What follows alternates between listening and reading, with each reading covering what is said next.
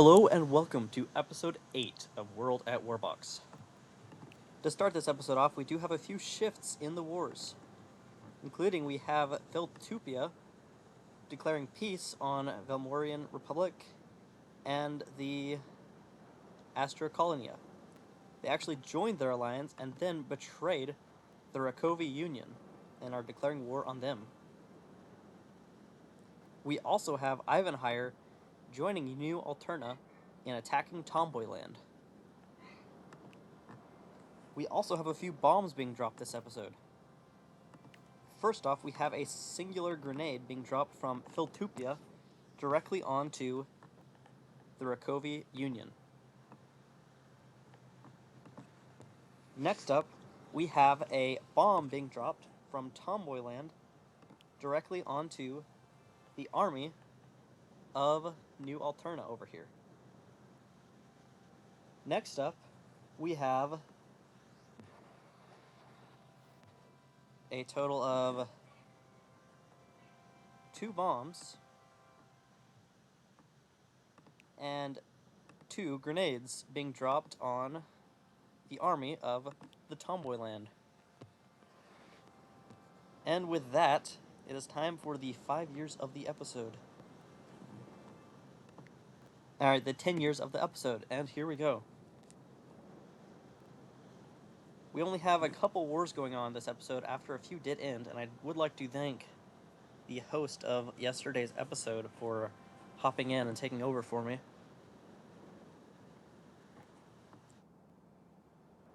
You can see a lot of these troops moving very quickly at the beginning because kingdoms purchased coffee early on, which allowed their units to move extra fast for about 1 year. It does look like we have some fighting up in the Rakovi Union right now.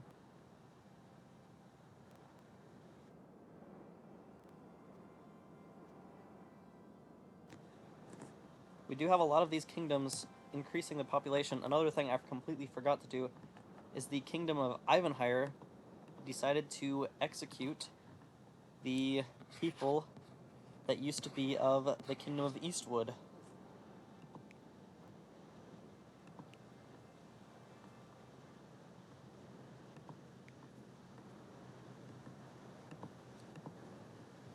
Which will decrease their population by quite a bit, but it will make the population a more complete population in one subspecies. And that will go down as the episode goes on.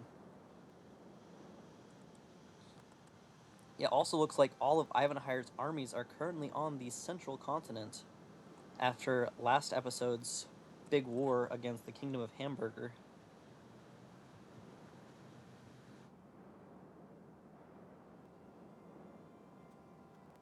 It looks like one of these cities of Tomboyland is about to be captured, or at least starting to get captured. It looks like it's not very successful.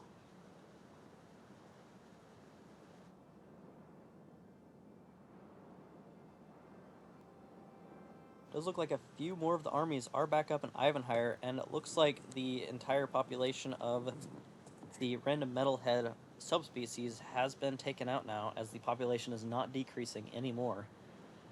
But it did bring the population down by quite a large amount. We also have a few more cities being built here, one from the Inglorious Scourge and one from the Republic of Iridonia.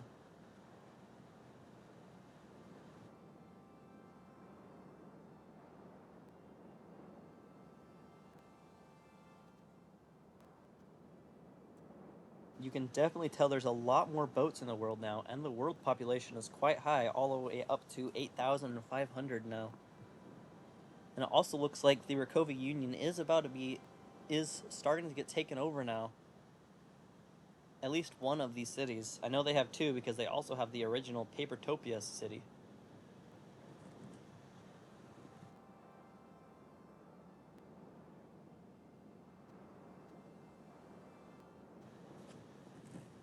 We also, looks like we have the Baguette Emporium and the Citadel expanding onto the Permafrost biome.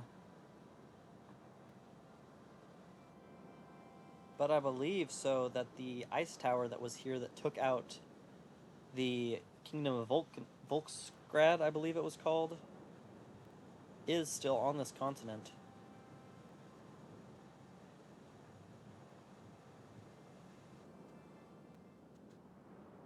We are yet to see any shifts in actual cities yet, as the wars are not going too far right now.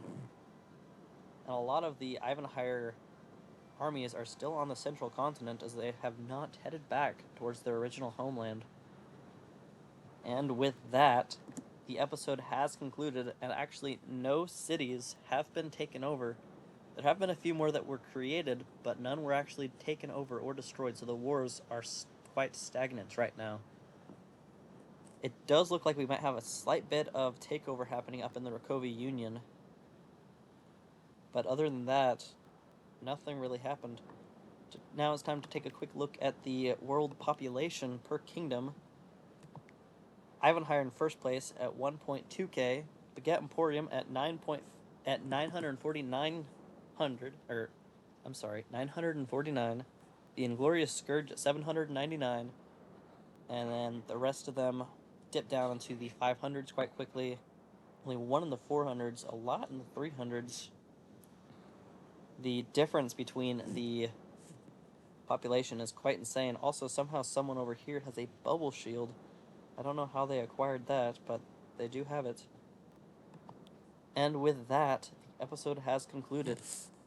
Good luck to the contestants, and see y'all in episode 9.